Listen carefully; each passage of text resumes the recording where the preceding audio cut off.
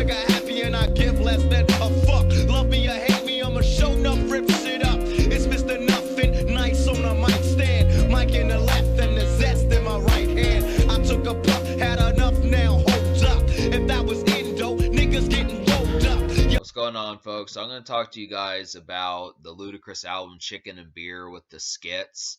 So this is something that was popular around the time for Ludacris because he was very comedic induced in like some of his early albums. Back for the First Time, Word of Mouth, Chicken and Beer, that type stuff. Back when he had his braids and was doing more songs like Stand Up and Move Bitch and some of those type songs, Act a Fool, that type stuff. He had a number of pretty explosive and kind of more in your face type songs, and it kind of translated somewhat well. I don't remember the skits. I reviewed Word of Mouth and Back for the First Time skits in the past, but I wanted to kind of get to some of these just to kind of say what they're about, because I was expecting, like I've said, for some reason there's some albums that the skits just don't live up to the emphasis of like the album songs. Like, for what it is, Ludacris's Chicken and Beer is typically seen as like one of the pinnacle things that he's done. I feel like I definitely feel like Red Light District is better.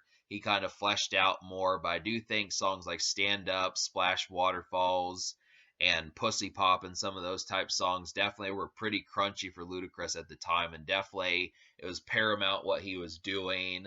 But yeah, like I was saying, the skits just did not add up. So for example, the 4 skits on here. So Rob Quarters is basically just a skit about a 62-year-old rapper on Viagra.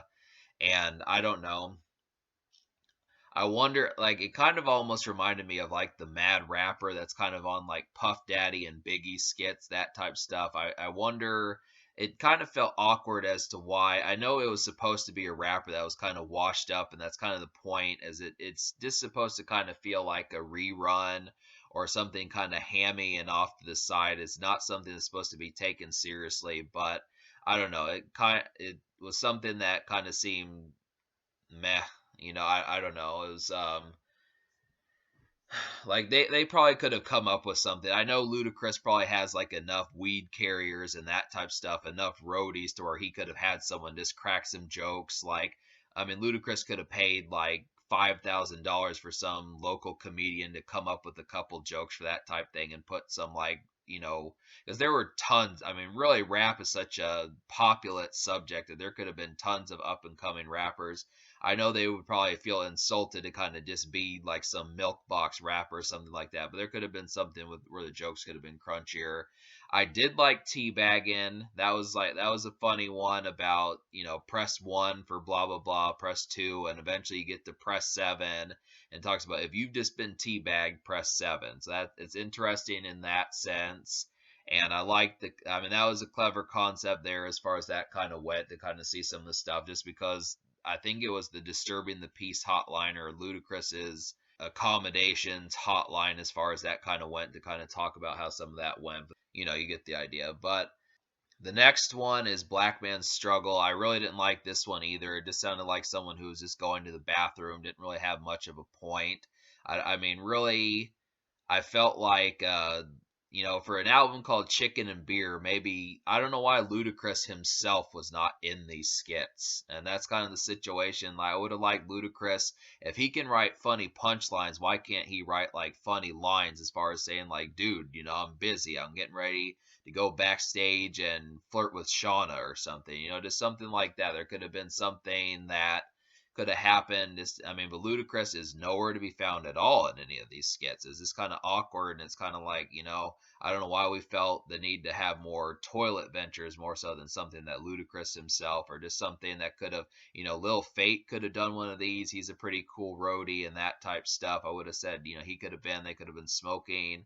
I know Ludacris smokes like Black and Milds and stuff. There could have been situations that could have done better. So, and then Interactive Skit was kind of another one that was kind of lame. Wasn't really feeling it. This was, two cats that were just kind of BSing and stuff, kind of hamming it up, not really any meaningful or anything tangible of a conversation. And then at the end, he kind of pulls out a weapon on them and is like, I don't know. It seemed like they had kind of animosity, but it was kind of something that's like, yeah, you remember this, blah blah blah. But it just didn't. I don't know, it was kind of somewhat awkward as far as that kind of went. I mean, I don't. The problem with these not mixtape, but album skits is they don't really serve as to much of a theme. I kind of feel like Chicken and Beer.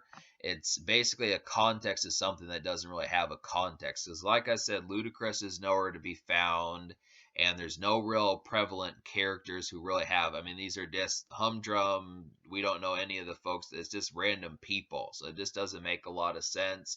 I don't know where these folks are. I don't know what they're doing, and blah blah blah. It's just kind of how that kind of goes. So I know it's not something that's supposed to be taken that seriously, but I would have liked, Ludacris and like Lil Fate, I-20, some of those folks, maybe even.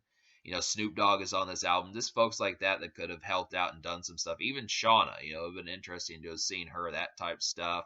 Some of Ludacris's roadies, that type stuff, some random groupies. Ludacris could have had some groupies say some stuff, plenty of situations, but it just didn't happen. So I'm going to give these skits a 2.5 out of 10. I only liked one out of the four of them, and that was just the teabagging one. So it's just kind of I really, like I said, I felt like these could have been way funnier, and there's just kind of a lot of missed opportunities considering. I mean, I love the album title, Chicken and Beer.